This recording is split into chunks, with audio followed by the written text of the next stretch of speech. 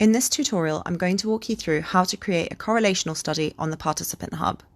Select a correlational study design when you want to measure the relationship between two or more variables. For example, you might want to measure the relationship between age and stress scores. To get started, click on the Add New Study button. The first step is to give your study a title and enter the number of participants you need. This number represents a maximum. When this number is reached, no further participants will be able to join your study. You might wish to use a power analysis tool to help determine how many participants you need for your study. Next, click Update. The next step is deciding on how you're going to get participants for your study. Depending on the type of account you have, there are a few different options that you'll have on this page. Watch our Getting Started tutorial for more information about the different options on this page. For this example, we'll choose a free study. The next step is to choose your design. Select Correlational Study. On this page, you can introduce your study to participants. You might want to give them some context or background information about your study and some instructions on what they might be expected to do. Click Next and you'll be taken to this page where you can add your questions. You can include as many questions of different types as you'd like in a correlational study, as long as you include at least 2 numerical questions or question groups, as these will be used to create your correlation matrix and compute the statistical analyses.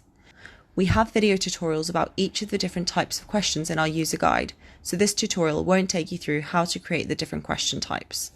Once you've created your questions, the next step is to create your consent and debrief forms. The consent form is shown to participants before they join the study.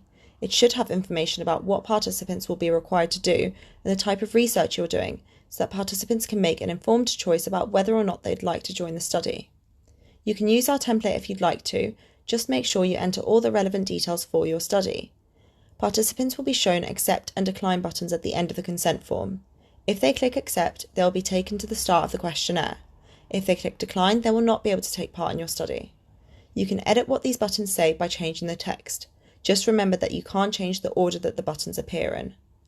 On your debrief form, you might want to thank participants for taking part, and you could give them a bit more information about the study too. Once you're done, click Update. Next, you can preview your questionnaire. This allows you to check that you've not made any mistakes and that your images and videos are working correctly. If you would like to make changes to any section of your questionnaire, click on the pencil icon next to the relevant section. Make your changes, click Update, and you'll be taken back to this screen. To go back to the preview, just click Preview again. Clicking on the mobile icon will allow you to view the preview of your study in a mobile view. Once you're happy with everything, click Return to Studies. Next, click Summary and Publish. Depending on the type of study that you've chosen, this page will look different. We explain how each of the different Summary and Publish pages work in our Getting Started tutorial. When you're happy with everything on this page, tick the box and click Proceed and Send to publish your study.